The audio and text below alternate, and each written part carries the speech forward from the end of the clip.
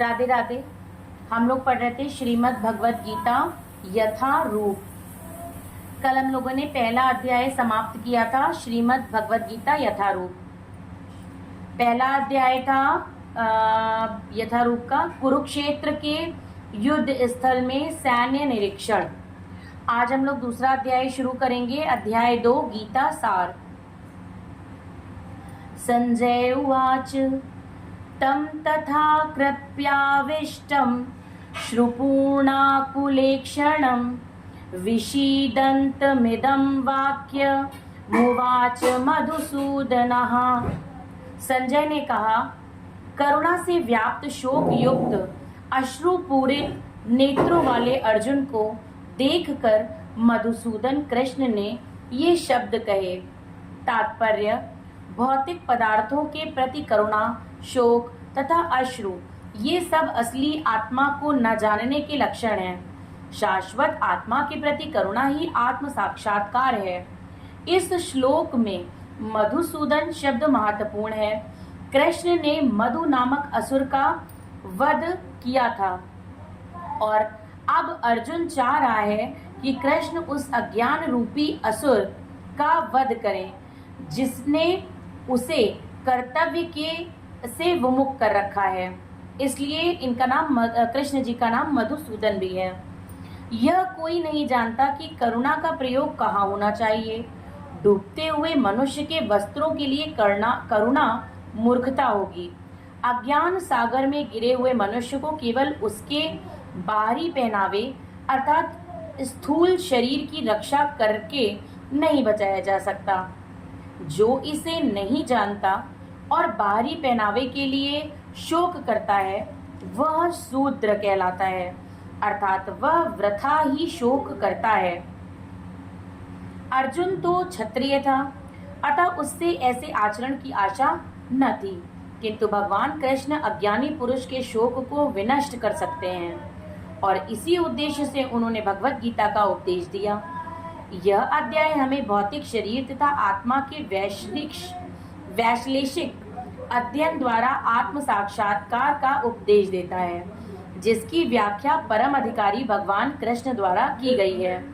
यह साक्षात्कार तभी संभव है जब मनुष्य निष्काम भाव से कर्म करे और आत्मबोध को प्राप्त करे।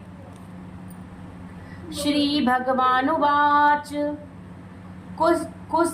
कुतस्व कश्मलमिदनं विश्वे समुपस्थितम् अनार्यजुष्टमस्वग्रमकीर्तिकरमर्जुनः। श्री भगवान ने कहा, हे अर्जुन, तुम्हारे मन में यह कल्मश आया कैसे? यह उस मनुष्य के लिए तनिक भी अनुकूल नहीं है जो जीवन के मूल्य को जानता हो। इससे उच्चलोक को की नहीं अपितु अपयश की प्राप्ति होती है। तात्पर्य, श्री कृष्ण तथा भगवान अभिन्न हैं, इसलिए श्री कृष्ण को संपूर्ण गीता में भगवान ही कहा गया है। भगवान परम सत्य की पराकाष्ठा है। परम सत्य का बोध ज्ञान की 3 अवस्थाओं में होता है: ब्रह्म या निर्विशेष सर्वव्यापी चेतना, परमात्मा या भगवान का अंतर्यामी रूप जो समस्त जीवों के हृदय में है, तथा भगवान या श्री भगवान कृष्ण। श्रीमद् भागवत में परम सत्य की यह धारणा इस प्रकार बताई गई है: वदन्ति तत्त्व विदस्तत्वं यज्ञानमद्वयं ब्रह्मेति परमात्मेति भगवानिति शब्द्यते। परम सत्य का ज्ञाता परम सत्य का अनुभव ज्ञान की 3 अवस्थाओं में करता है और ये सब अवस्थाएं एक रूप हैं। ये ब्रह्म, परमात्मा तथा भगवान के रूप में व्यक्त की जाती हैं। इन 3 दिव्य पक्षों को सूर्य के दृष्टांत द्वारा समझाया जा सकता है, क्योंकि उसके भी 3 भिन्न भिन्न पक्ष होते हैं, यथा धूप प्रकाश, सूर्य की सतह तथा सूर्यलोक स्वयं। जो सूर्य के प्रकाश का अध्ययन करता है वह नौसिखिया है। जो सूर्य की सतह को समझता है वो कुछ आगे बढ़ा हुआ होता है, और जो सूर्य लोक में प्रवेश कर सकता है वह उच्चतम ज्ञानी है। जो नौसिखिया सूर्य प्रकाश, उसकी विश्व व्याप्ति तथा उसकी निर्विशेष व्यक्त प्रकृति के अखंड तेज के ज्ञान से ही तुष्ट हो जाता है, वह उस व्यक्ति के समान है जो परम सत्य के ब्रह्म रूप को ही समझ सकता है।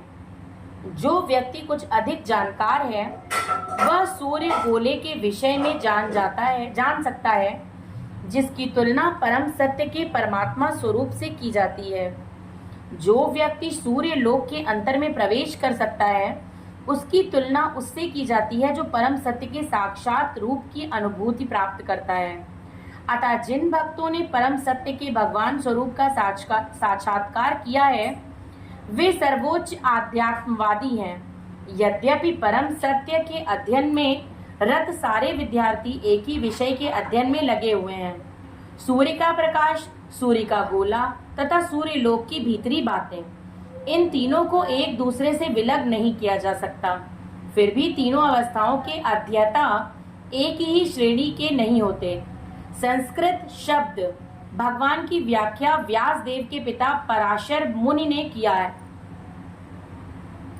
समस्त धन, शक्ति, यश, सौंदर्य, ज्ञान तथा त्याग से युक्त परम पुरुष भगवान कहलाता है। ऐसे अनेक व्यक्ति हैं जो अत्यंत धनी हैं, अत्यंत शक्तिमान हैं, अत्यंत सुंदर हैं और अत्यंत विख्यात, विद्वान तथा विरक्त भी हैं, किंतु कोई साधिकार यह नहीं कह सकता कि उसके पास सारा धन, शक्ति आदि है। एकमात्र कृष्ण ही ऐसा दावा कर सकते हैं, क्योंकि वे भगवान हैं। ब्रह्मा, शिव या नारायण सहित कोई भी जीव कृष्ण के समान पूर्ण ऐश्वर्यवान नहीं है। अतः ब्रह्म संहिता में स्वयं ब्रह्मा जी का निर्णय है कि श्री कृष्ण स्वयं भगवान है। ना तो कोई उनके तुल्य है, ना उनसे बढ़कर है। वे आदि स्वामी या भगवान हैं, गोविंद रूप में जाने जाते हैं और समस्त कारणों के परम कारण हैं। ईश्वरः परमः कृष्णः सच्चिदानंद विग्रह अनादि रादिर गोविंदः सर्व कारण कारणम। ऐसे अनेक पुरुष हैं जो भगवान के गुणों से युक्त हैं, किंतु कृष्ण परम हैं, क्योंकि उनसे बढ़कर कोई नहीं है। वे परम पुरुष हैं और उनका शरीर सच्चिदानंदमय है। वे आदि भगवान गोविंद हैं और समस्त कारणों के कारण हैं। भागवत में भी भगवान के नाना अवतारों की सूची है, किंतु कृष्ण को आदि भगवान बताया गया है, जिनसे अनेकानेक अवतार तथा ईश्वर विस्तार करते हैं।